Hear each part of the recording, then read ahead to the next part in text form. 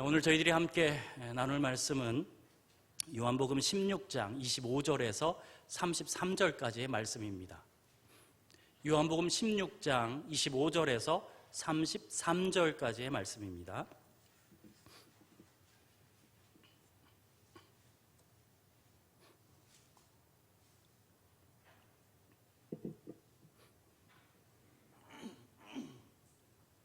요한복음 16장 25절에서 33절까지 말씀 한 절씩 교독하여서 읽겠습니다.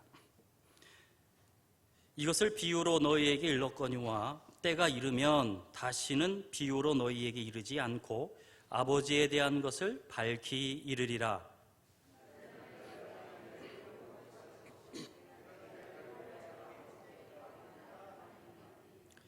이는 너희가 나를 사랑하고 또 내가 아버지께로부터 온 줄 믿었으므로 아버지께서 친히 너희를 사랑하심이라.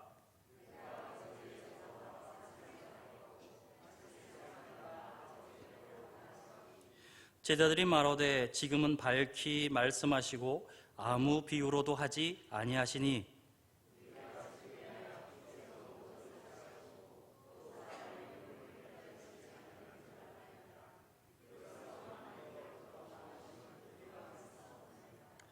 예수께서 대답하시되 이제는 너희가 믿느냐?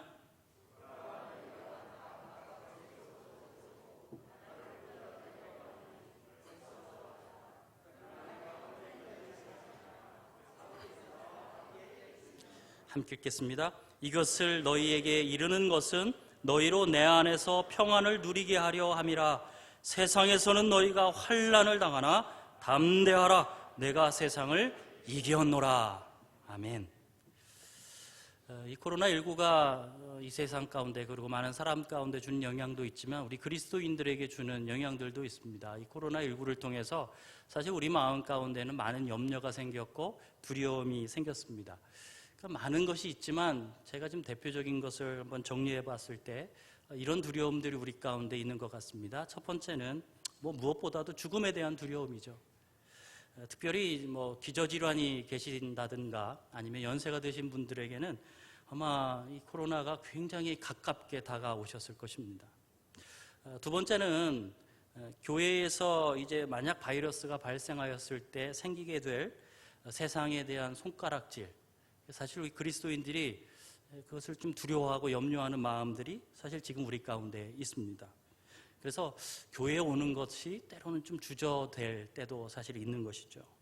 그리고 세 번째 우리에게 주는 또 두려움은 지금 우리가 살고 있는, 지금 누리고 있는 우리의 삶들이 혹시나 무너져 내리지 않을까. 그런 두려움들이 우리 가운데 있게 되는 것입니다. 그러니까 내가 지금 누리고 있는 삶에서 과거로 후퇴해버리지 않을까. 그런 염려, 그런 두려움이 사실 우리 가운데 있는 것입니다. 사실 이러한 두려움은 우리만의 두려움이 아니고 이것은 누구나 느끼는 두려움이고요. 사실은 오늘 본문에 나와 있는 제자들도 동일하게 느끼고 있는 두려움이라고 할 수 있습니다. 28절 말씀을 보시면 예수님께서 이렇게 말씀하십니다. 내가 아버지에게서 나와 세상에 왔고 다시 세상을 떠나 아버지에게로 가노라. 이렇게 말씀하시죠. 이제 예수님은 정말 제자들만 남겨두시고 가실 겁니다. 그 과정에서 예수님은 죽으심을 당하고 그리고 부활하시고 승천하시죠. 그런데 그 과정 속에서 이 제자들은 홀로 남겨진 채 이 제자들은 죽음에 대한 두려움을 갖게 될 것이고 조롱받는 것에 대한 두려움도 갖게 될 것이고 또한 그들이 살았던 자신들의 평범한 삶을 잃어버릴 수 있다라는 두려움도 이 제자들은 갖게 될 것입니다. 그러니까 제자들에게 사실 그런 두려움이 다가오고 있습니다. 예수님은 오늘 말씀을 통하여서 그렇게 다가올 두려움 앞에서 좀 제자들을 어떻게 준비시킬까? 그런 마음 가운데 오늘 본문의 말씀을 통해서 제자들을 준비시키고 있는 그런 내용이 오늘 본문의 말씀입니다. 첫 번째로 이 제자들에게 이제 그런 두려움이 다가왔을 때 예수님께서 말씀하시는 것은 그때에 기도하라라고 말씀하십니다. 이 제자들에게요. 그때에는 기도해야 한다라고 말씀하시는 것입니다. 예수님께서 16장 7절 말씀해 보시면 좀 이런 말씀을 하시는데요. 예수님 자신이 떠나시는 것이, 다시 말하면 하나님께로 가시는 것이 이 제자들에게는 유익이다라고 말씀을 하세요. 왜 그러냐면 예수님께서 가셔야 성령님께서 이 제자들에게 오시기 때문에 그래요. 오늘 본문 25절 말씀도 보실 때 중간에 보면 때가 이르면이라는 그런 표현이 나올 것입니다. 때가 이르면, 그럼 이때가 언제냐라는 것이죠. 여러분, 이때가 언제냐면 이때가 바로 성령님께서 임재하시는 그때를 말하고 있는 것입니다. 그때가 이르면, 그래서 그때는 바로 우리 사도행전 2장의 말씀에 나와 있는 것처럼 성령 강림 사건을 이야기하고 있는 것입니다. 바로 그게 그때인 것이죠. 그런데 그때가 되면, 그래서 성령님께서 임하시게 되면 이 제자들은 두 가지 기쁨을 얻게 될 것입니다. 오늘 본문 앞에 있는 부분들부터 쭉 살펴보시면 이제 기쁨이라는 단어가 나오기 시작하는데요. 그러니까 두 가지 기쁨을 얻게 되는데, 자, 25절 중간을 보십시오. 25절 중간은 이렇게 말씀이 시작되죠. 다시는 비유로 너희에게 이르지 않고 아버지에 대한 것을 밝히 이르리라, 이렇게 말씀하십니다. 예수님께서 이 제자들에게 비유로 말씀을 하셨다라는 거예요. 그런데 여기서 말하는 비유는 수수께끼입니다. 수수께끼. 그러니까 이게 무슨 말이냐면, 그러니까 특별히 요한복음은 상징을 많이 사용하거든요. 그러니까 제자들이 예수님의 말씀을 들었을 때에 예수님의 말씀이 탁 다가오지 않는 거예요. 마치 수수께끼 같아요. 이게 도대체 무슨 말씀이지? 그러니까 이해하지 못하는 것입니다. 사실은 예수님께서 이렇게 비유로 계속 말씀하셨을 때 제자들은 굉장히 당황스러웠을 겁니다. 이게 도대체 무슨 말씀이야? 그래서 때로는 서로, 야, 이게 무슨 말씀이야? 이렇게 서로 질문하고 서로 이야기하기도 하였다라는 것이죠. 하지만 그때가 되면 진리의 성령님께서 이 제자들에게 임재하시게 되면, 임하게 되면, 그때가 되면 이런 물음이 아니라 그냥 그 성령님에 의해서 제자들은 하나님에 대해서 그냥 자연스럽게 알게 된다라는 것입니다. 그러니까 성령님께서 임하시면 어떤 기쁨이 있냐면 이전에는 이해하지 못했던 하나님이 이해되기 시작하는 거예요. 이전에는 이해할 수 없었던 예수님의 말씀이 이해되기 시작하는 것이죠. 그래서 성령님 임하시면 이 제자들이 하나님, 그리고 또한 주님의 말씀을 이해하는 기쁨을 얻게 될 것이다 라고 말씀을 하고 있는 것입니다. 자, 두 번째 기쁨은 무엇이냐면 26절에 있는데요. 26절에 뭐라고 되어 있냐면 그날에 너희가 내 이름으로 구할 것이요, 이렇게 되어 있습니다. 그날에 너희가 내 이름으로 구할 것이다. 성령님께서 임재하시면 그때에는 내 이름으로 구할 수 있다, 이렇게 말씀하시는 거죠. 그러니까 성령님께서 임재하시기 전에는 예수님께서 제자들을 위해서 기도를 하셨습니다. 그래서 요한복음 17장의 이 말씀들은 사실은 제자들과 우리를 위한 대제사장의 기도지 않습니까? 그러니까 예수님께서 제자들을 위해서 기도하셨지만 그러나 이제 그때의 성령님이 제자들에게 임재하실 것이에요. 그때가 되면 중보자이신 예수님도 우리를 위해서 기도하시겠지만 정말 중요한 것은 무엇이냐면 우리 자신들이 이제는 예수님의 이름으로 하나님께 직접 기도할 수 있게 될 것이다 라는 것입니다. 그러니까 성령님 우리 안에 내주하시면 우리가 하나님께 직접 기도할 수 있게 된다라는 것이에요. 그래서 제자들은 이 성령님이 임하신 이후에 정말 기도의 기쁨을 얻기 시작하는 것이죠. 그리고 또한 기도한 것에 대한 하나님의 응답의 기쁨도 이 제자들은 누리게 될 것입니다. 자, 그런데 이 기도에 대해서 26절에는 두 가지 표현으로 사실 표현하고 있습니다. 사실은 본문을 26절 말씀 보면 두 개의 구함이 나옵니다. 그죠? 두 개의 구함. 이 구함은 무엇이냐면 첫 번째는 제자들의 구함이고요. 두 번째는요, 예수님의 구함입니다. 그런데 이 둘은 서로 사실 다른 의미를 갖고 있습니다. 제자들의 구함과 본문에 나와 있는 예수님의 구함은 좀 다른 의미를 갖고 있어요. 제자들의 구함에는 어떤 의미가 숨어져 있냐면 이 구함은 어떤 공식적인 요구를 의미하는 겁니다. 어떤 공식적인 요구. 예수님의 구함은 어떤 구함이냐면 친밀한 관계에서의 구함을 이야기하고 있습니다. 앞에 구함은 어떤 공식적인 요구의 구함이고요. 뒤에 구함은 친밀한 관계 속에서의 요구를 하는 기도를 말씀하는 거예요. 그러니까 우리에게 기도는 두 가지가 있을 수 있는 거죠. 공식적으로 하는 기도와 친밀한 관계 속에서 하는 기도. 그런데 여기서 예수님께서 제자들의 구함을 어떤 친밀한 관계에서 하는 그렇게 하나님께 드리는 구함으로 표현하지 않고 공식적인 관계에서의 구함으로 표현하고 있는 것은 여러분 중요한 의미를 갖습니다. 매우 중요한 의미가 있습니다. 예수님께서 제자들의 구함을 공식적인 구함으로 표현하고 있는 것은 이것은 이제 성령님께서 임재하시게 되면 이제 우리가 하나님께 공식적으로 무엇인가를 요구할 수 있는 존재가 되었다라는 것을 표현해 주는 겁니다. 그전에는 그렇게 할 수가 없었습니다. 공식적으로 하나님과 뭔가를 요구할 수 없는 거예요. 그러나 성령님께서 우리 안에 임재하시면 하나님께 우리는 공식적으로 요구할 수 있게 되었다라는 거예요. 여러분 무엇을 말해주는 것이냐면 기도의 특권을 말해주는 겁니다. 여러분 안에 성령님이 거하셨습니까? 여러분은 공식적으로 하나님께 이제 기도하실 수 있는 사람들입니다. 또한 이것은 우리 가운데 무엇을 또 말해주냐면 여러분 우리가 공공기관에 공식적인 질문을 하면 공공기관은 무엇을 해줘야 돼요? 공식적인 대답을 해줘야 합니다. 공식적인 응답을 해줘야 합니다. 그러니까 여기에서 이렇게 공식적인 요구로 표현하고 있는 것은 또 이런 의미를 갖고 있는 것입니다. 우리 안에 성령님께서 임재하시면 성도님들께서 하나님께 공식적으로 무엇인가를 구할 수 있게 되고요. 그러면 하나님은 어떻게 하신다라는 거예요?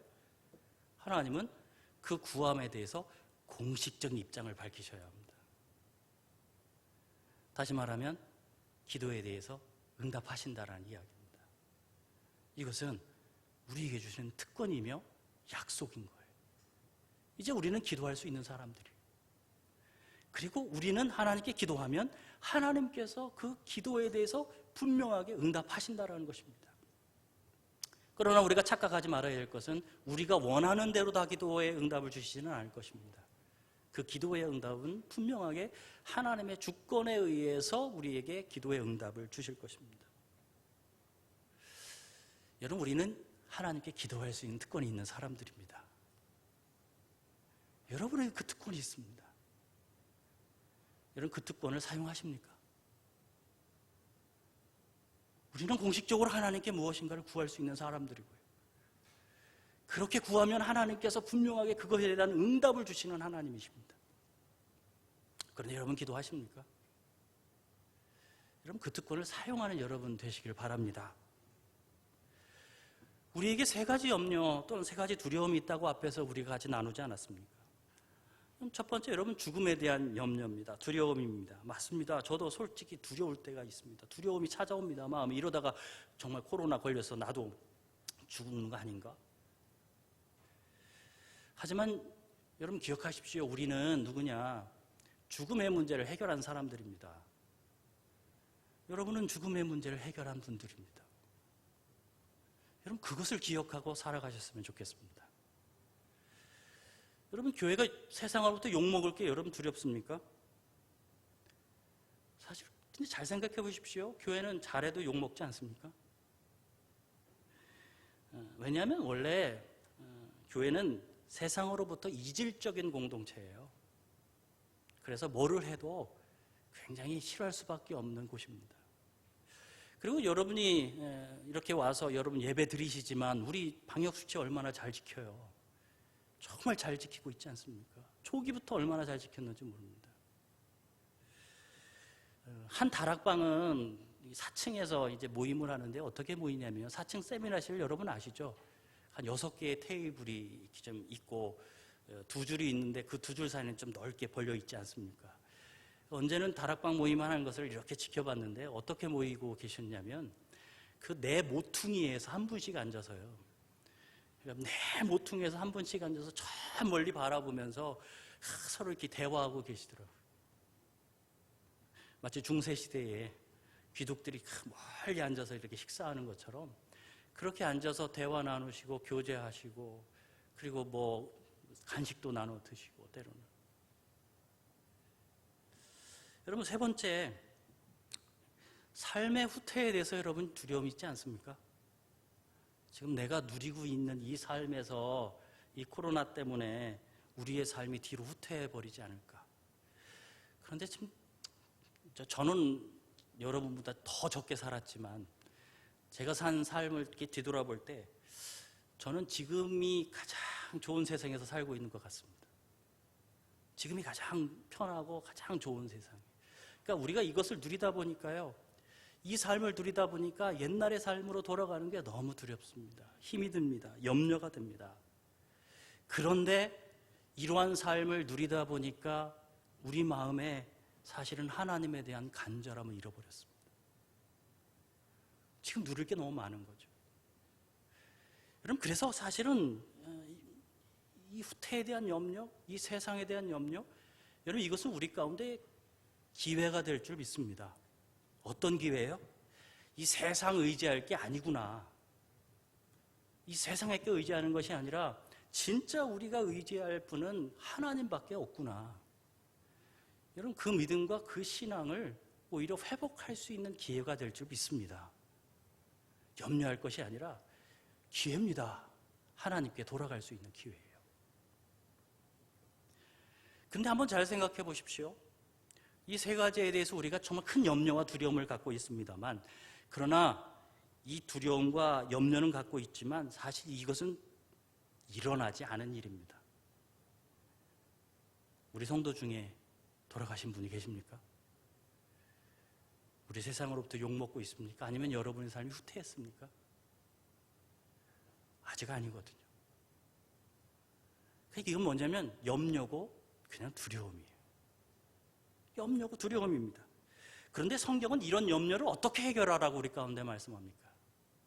빌립보서 4장 6절, 7절 말씀에 이런 염려, 이런 두려움이 올 때는 이렇게 해결하라고 우리 가운데 말씀해 주십니다.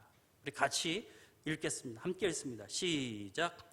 아무것도 염려하지 말고 다만 모든 일에 기도와 간구로 감사함으로 하나님께 아뢰라. 그리하면 모든 지각에 뛰어난 하나님의 평강이 그리스도 예수 안에서 너희 마음과 생각을 지키시리라. 여러분에게 기도는 특권입니다. 성령님께서 여러분에게 임재하셨기에, 내주하셨기에 여러분은 하나님께 기도드릴 수 있습니다. 여러분이 하나님께 기도드리면 하나님은 그 기도에 대해서 응답하셔야 합니다. 그것이 응답하겠다라는 것이 하나님의 공식 입장이십니다. 그것은 너희의 특권이다. 기도해라. 그러면 내가 응답한다. 여러분, 두려워하지 말고 염려하지 말고 기도하십시오. 두려움이 옵니다. 염려가 들어옵니다. 당연한 겁니다. 그 염려를 가지고, 그 두려움을 가지고 하나님께 나아가서 주님 안에 있는 그 평안이 여러분 마음 가운데 임할 때까지 기도하십시오. 그러면 그 염려도 이기고 그 두려움도 이길 수 있습니다. 이것이 지금 우리가 두려움을 이길 수 있는 첫 번째 방법입니다. 기도하시는 여러분 되시기를 주님의 이름으로 축복을 드립니다. 두 번째로 예수님은 이렇게 또 대안을 알려주십니다. 그럴수록 예수님을 더 가까이 하라. 이렇게 말씀하십니다. 예수님을 더욱 가까이 하라. 우리 모두가 사실 알고 있죠. 알고 있는 사실은 이 제자들이 예수님이 붙잡으셨을 때 다 도망갔다라는 사실입니다. 오늘 본문의 그 상황으로 본다면 앞으로 제자들은 다 도망갈 겁니다. 예수님은 그 사실을 미리 잘 알고 계셨습니다. 예수님은 잠시 후에 잡히실 텐데 그때가 되면 제자들이 다 도망갈 것을 알고 계셨어요. 그래서 32절 말씀을 한번 보세요. 이렇게 말씀하는 겁니다. 보라, 너희가 다 각각 제 곳으로 흩어지고 나를 혼자 둘 때가 오나니 벌써 왔도다. 이렇게 말씀하시죠. 예수님은 이 말씀을 하신 이후에 잠시 후에 붙잡히세요. 그리고 그 다음 날 십자가에 달려 죽으십니다. 원수들은 어떻게 했을까요? 이때부터 예수님을 잡기 위하여 왔을까요? 아니면 지금 오고 있을까요? 이미 원수들은 예수님을 잡기 위하여 출발한 상황입니다. 가까이 와 있는 상황입니다. 그래서 왔도다 이렇게 말씀하는 겁니다. 하지만 제자들은요, 이 사실을 꿈에도 모르고 있는 거예요. 여러분, 이날 밤 지금 오늘 본문에 있는 이 상황 가운데 제자들이 어땠을 것이라고 여러분 생각하십니까? 저는요, 지금 제자들이 굉장히 행복한 시간을 보냈을 것이라고 생각이 듭니다. 저녁에 예수님과 함께 유월절 만찬을 같이 보냈잖아요. 그리고 그 이후에 다락방 강화라는 지금 오늘 본문의 말씀, 예수님께서 주옥 같은 설교를 하고 계시는 겁니다, 지금. 여러분, 제가 이렇게 설교하는 거하고는 이 차원이 다른 거예요. 예수님이 직접 설교를 하시고 제자들은 그 예수님의 음성으로 직접 그 설교를 듣고 있습니다. 이거 얼마나 행복한 시간입니까? 여러분, 나중에 하나님 나라가 완성되었을 때에 주님께서 하시는 말씀 여러분 직접 들은다고 생각해 보세요. 얼마나 행복한 시간이겠어요. 제자들은 지금 그렇게 행복한 시간을 보내고 있습니다. 그러나 예수님이 갑자기 붙잡혀 가십니다. 정말 마른 하늘의 날벼락인 거예요, 이거는요. 이들은 정말 상상할 수 없었던, 상상해보지 못했던 끔찍한 광경을 순식간에 경험하게 될 것입니다. 그래서 제자들은 어떻게 하느냐? 그래서 제자들은 하나같이 예수님을 버리고 뿔뿔이 흩어지는 것이죠. 여러분, 예수님이 이 사실을 모르고 계셨다고요? 아니요, 이미 알고 계셨다고요.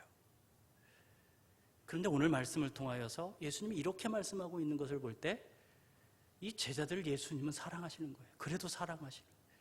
나를 버리고 다 도망갈 줄 알아요. 그런데 예수님은 그들을 사랑하세요. 그래도 그들을 지금 사랑하고 계세요. 여러분, 우리 인생에 실패가 있고 실수가 있어요. 넘어짐이 있어요. 그래도 주님은 여러분을 사랑하십니다. 그래서 예수님이 지금 뭐하고 계시냐면요, 예수님 자신을 버리고 도망갈 제자들 붙잡고 지금 끝까지 이 환난 앞에서, 이 두려움 앞에서 제자들이 이 두려움을 이겨나갈 수 있도록 끝까지 지금 말씀을 통해서 노력하고 계시는 거예요. 어떻게 해서든지 이 제자들이 설 수 있도록 끝까지 말씀해주고 있는 거예요. 예수님께서 이렇게 하신 이유는 사실은 예수님께서 이 제자들의 인간적인 연약함을 너무나도 잘 이해하셨기 때문입니다. 여러분, 사실 이 제자들이 예수님을 버리고 도망간 것은요, 두려움 때문이었지 사실은 예수님을 사랑하지 않아서가 아니었습니다. 그들은 분명히 예수님을 사랑했습니다. 예수님에 대한 마음을 잃어버렸기 때문에 도망간 것이 아닙니다. 갑자기 다가오는 이 두려움을 감당하지 못한 것이죠. 감당하지 못하고 도망가 버린 거예요. 죽는 것이 두려웠고, 주님과 함께 붙잡혀서 조롱받는 것이 두려웠고, 지금까지 그들이 누렸던 삶이 무너지는 것이 두려웠습니다. 그래서 주님 혼자 놓고 도망가는 겁니다. 여러분, 왜 이것이 두려웠을까? 그냥 제가 좀 생각해 보았습니다. 왜 이런 상황들이 두려웠을까? 무엇이 두려움이었을까? 생각해 보면 이런 모든 것들이 사실 우리의 인생의 평안을 깨트립니다.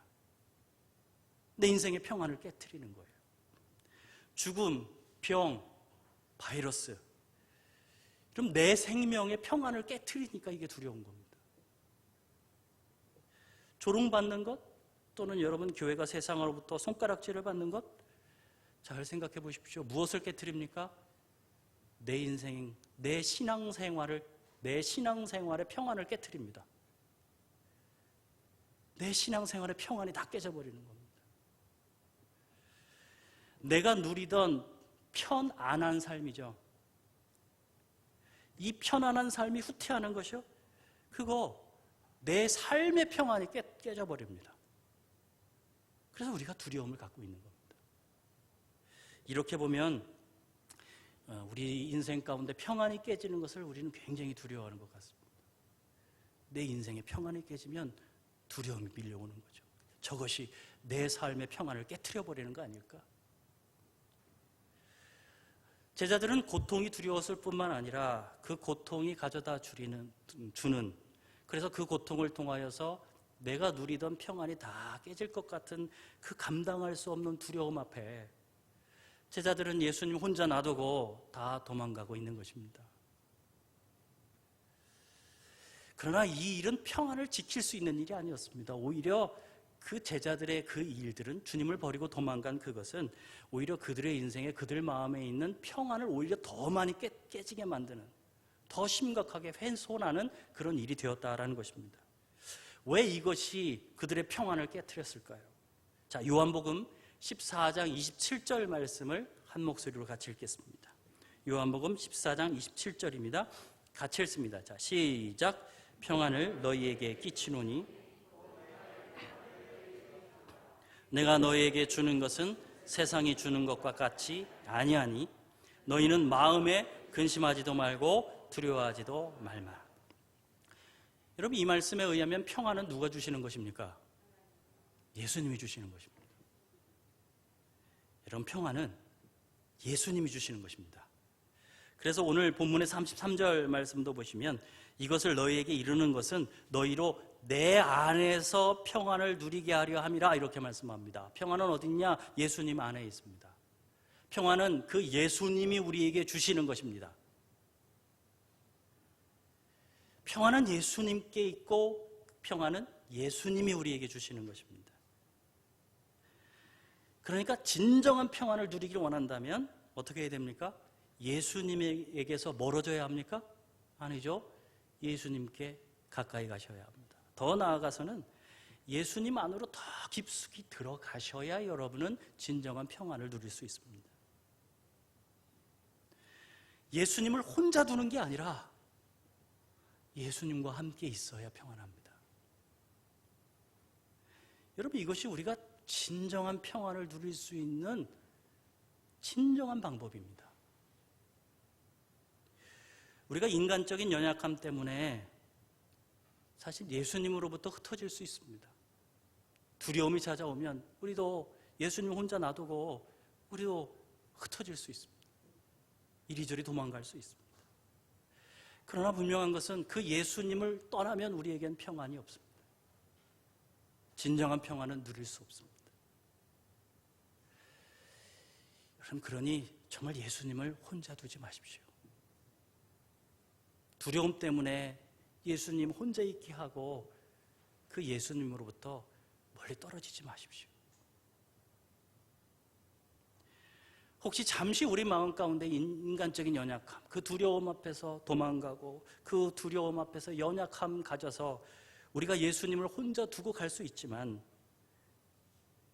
그러나 그럼에도 불구하고 오늘 제자들을 이해하고 계시는 것처럼 우리를 이해하시고 우리를 받아주시는 주님, 여러분, 우리는 그 주님께 다시 돌아가야 합니다.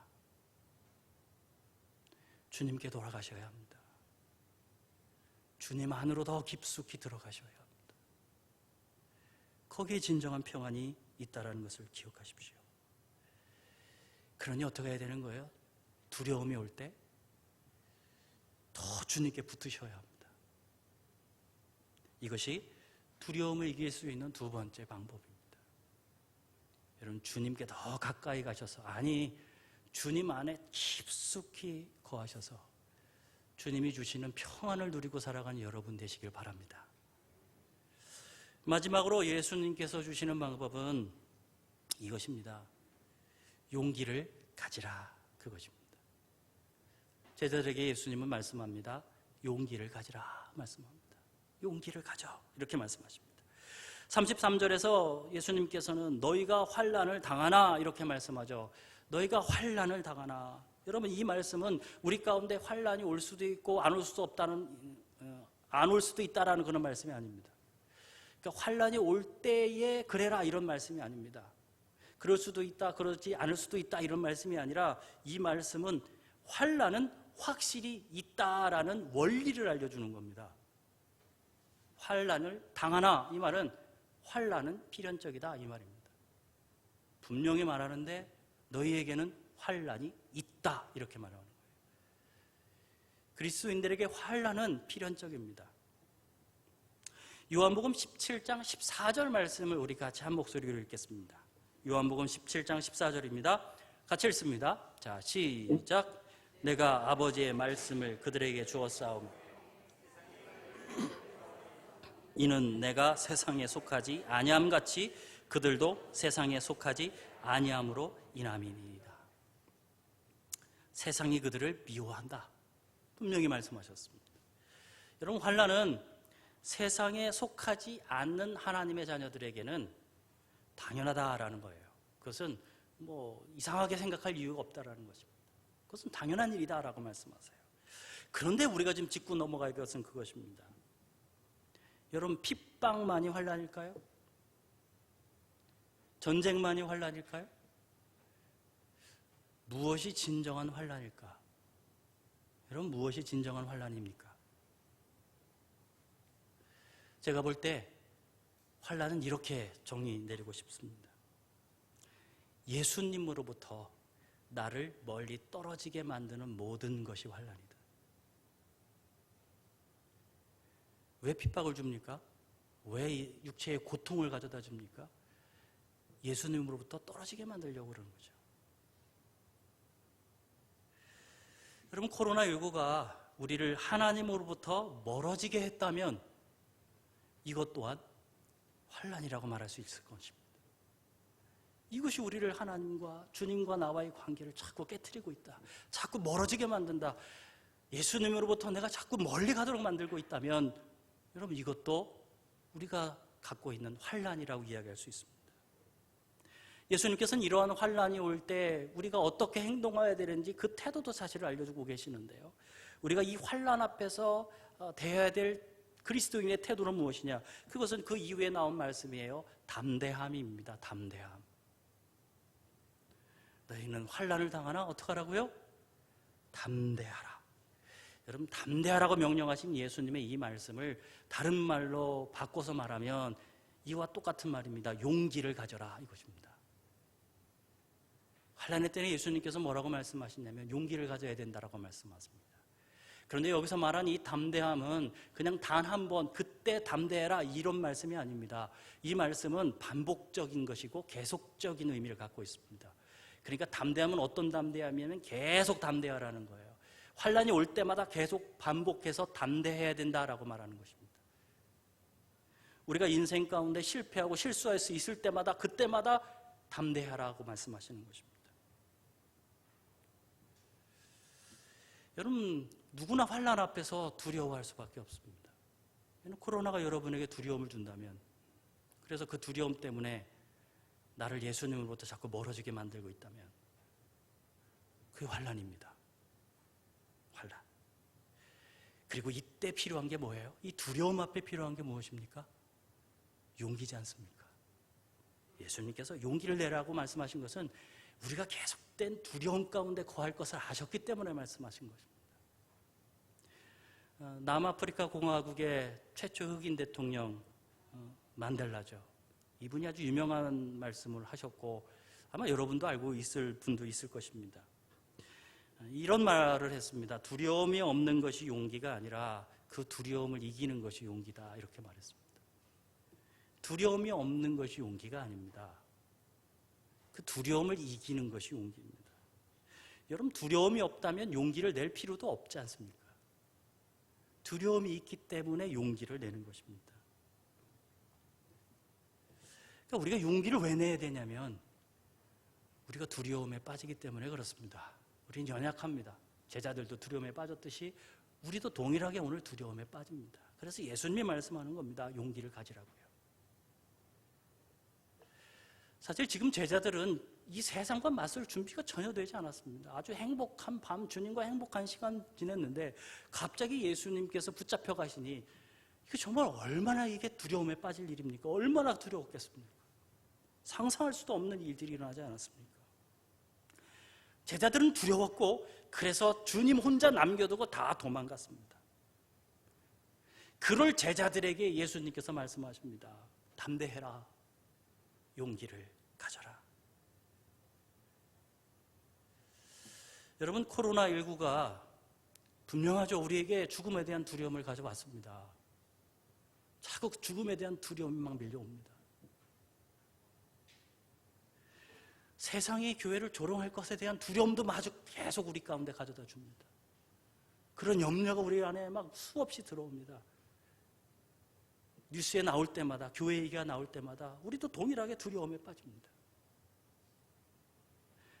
또한 우리가 누리는 이 삶, 이 코로나19 때문에 이후에 우리의 삶이 이전으로 후퇴할까봐, 내 삶이 무너질까봐 자꾸 두렵습니다. 미래가 두렵습니다. 그런데 만약 그 두려움 때문에 여러분의 마음이 주님으로부터 멀어지고 있다면 여러분은 조용하지만 그러나 아주 심각한 환난 가운데 있는 것입니다.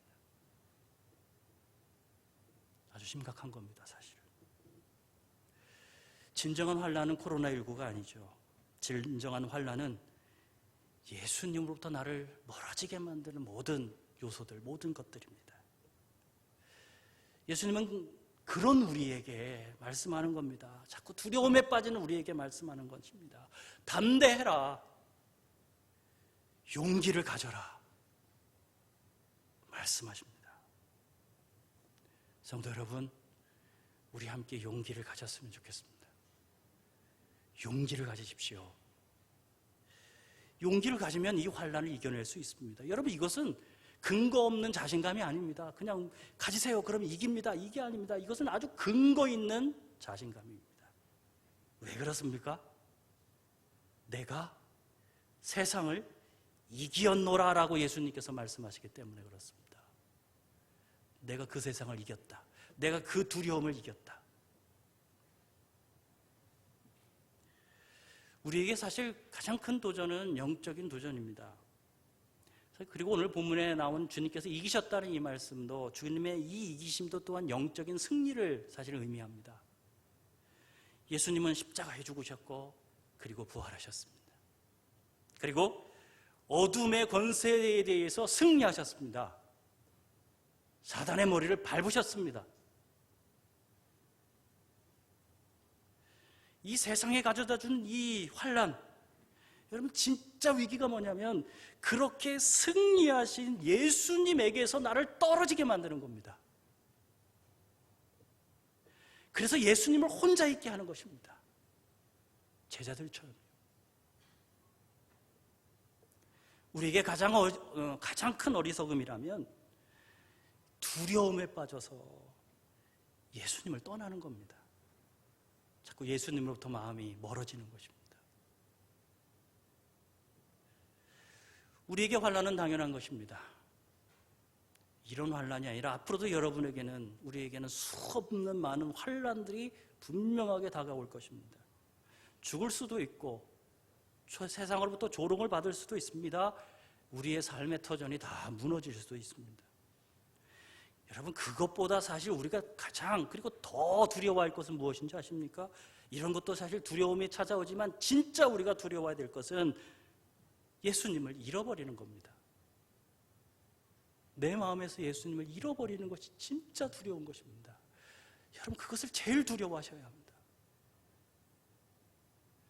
만약 죽고 조롱받고 삶의 터전이 무너진다 할지라도 그것으로 인하여 예수님을 얻을 수 있다면 우리는 그렇게 해야 되는 것이죠.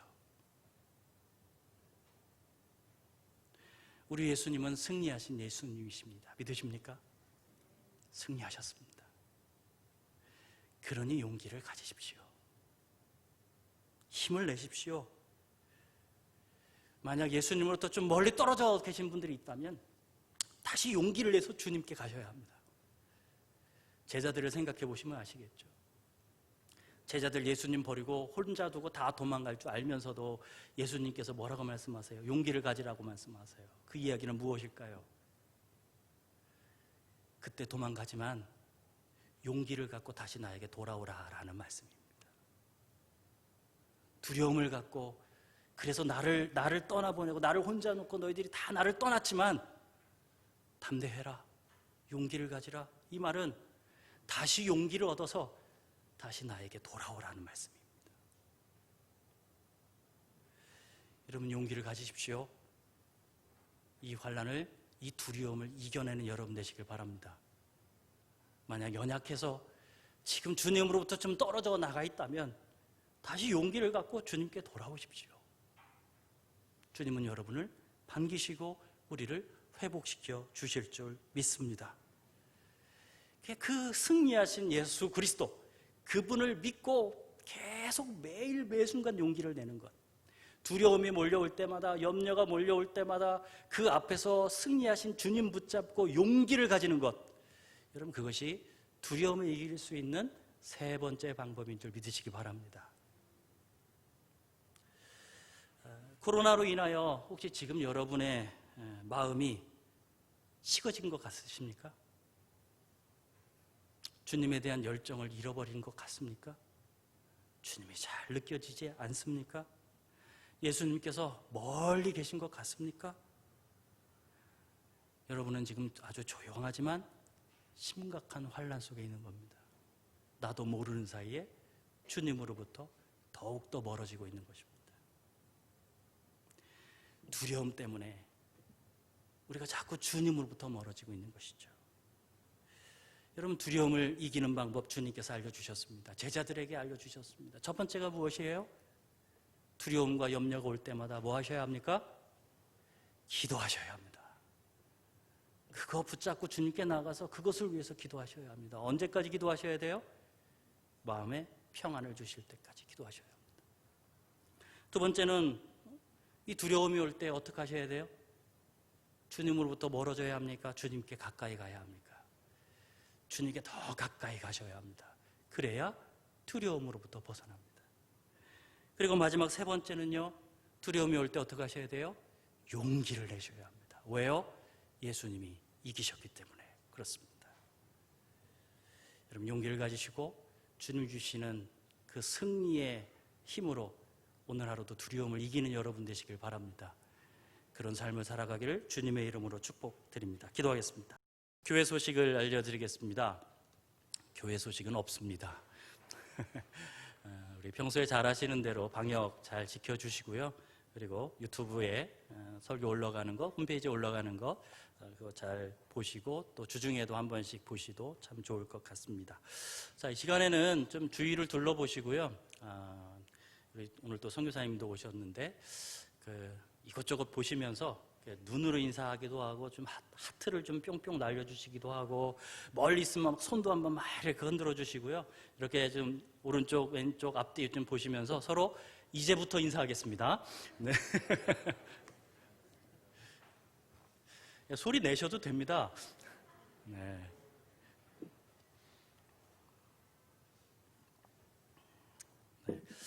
이때 소리 내셔서 집사님 안녕하세요 이렇게 하셔도 참 좋지 않을까 싶기도 하고요. 예.